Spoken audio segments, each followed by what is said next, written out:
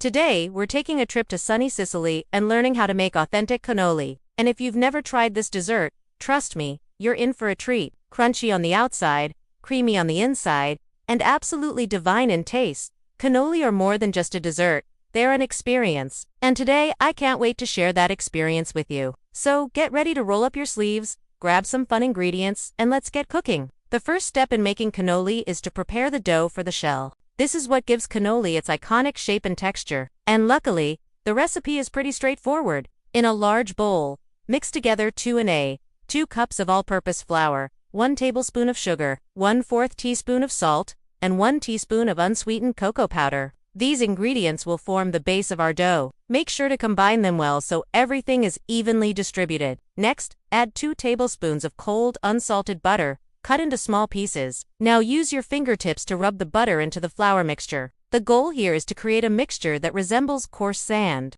This will ensure that the butter is evenly distributed in the dough, and will also help create the flaky texture of the cannoli shell. It takes a few minutes, so be patient and take your time. Now, let's add 1 large egg, 2 tablespoons of Marsala wine, which is an Italian desert wine, or you can substitute it with white wine. Stir these ingredients into the flour mixture until they are almost fully incorporated. Now, gradually add 1 tablespoon of vinegar and 2 to 3 tablespoons of water. Continue to mix until the dough starts to come together. You may not need all the water, so add it gradually and only until the dough forms a ball. Once you have a smooth ball of dough, wrap it in plastic wrap and refrigerate it for at least 30 minutes. Chilling the dough allows it to rest and become more manageable, making it easier to roll out and shape into the classic cannoli tubes. While the dough is resting in the refrigerator, let's prepare the ricotta filling. This is the heart of the cannoli and what makes it truly special. In a medium bowl, combine 1 1/2 cups of whole milk ricotta cheese, 1/2 cup of powdered sugar, and 1/2 teaspoon of vanilla extract. Use a mixer to beat the ricotta until it is smooth and creamy. This will take a few minutes, so be patient and let the mixer do the work.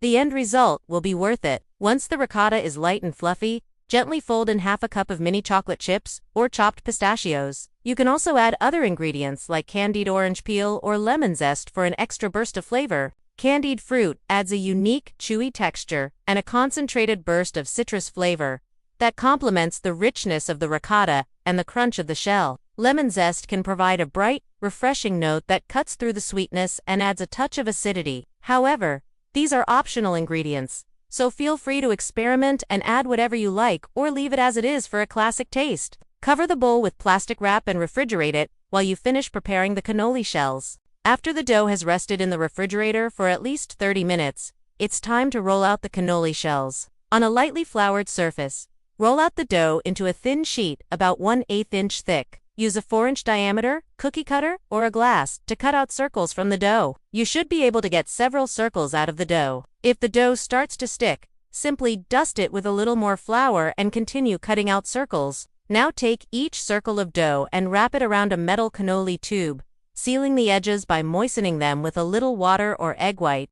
Make sure the dough is tight around the tube to prevent gaps and ensure an even cook. Repeat this process until all the dough has been used and you have filled all the cannoli tubes. At this point, you can either fry the shells immediately or keep them refrigerated for later. However, it's best to fry them fresh, right before serving for the crispiest result. Heat about 2 inches of vegetable oil in a deep pan or a Dutch oven to 350 degrees Fahrenheit or 175 degrees Celsius. To fry the cannoli shells, carefully lower a few tubes into the hot oil, being careful not to overcrowd the pan.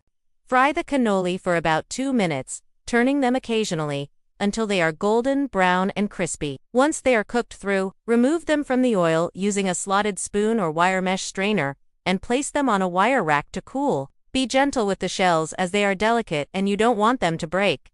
As the shells cool, it's time to prepare for assembly. Gently remove the cannoli shells from the tubes. You can use your fingers or a gentle prying motion to separate the shell from the tube. Be careful not to pull too aggressively and tear the shell, but don't worry if a few do tear, the filling will hold everything together. Now, just before serving, fill the cannoli shells with the ricotta filling, using a piping bag or a spoon. Pipe the filling onto one side of the shell, leaving a small space at the end to prevent it from overflowing when you pipe on the other side.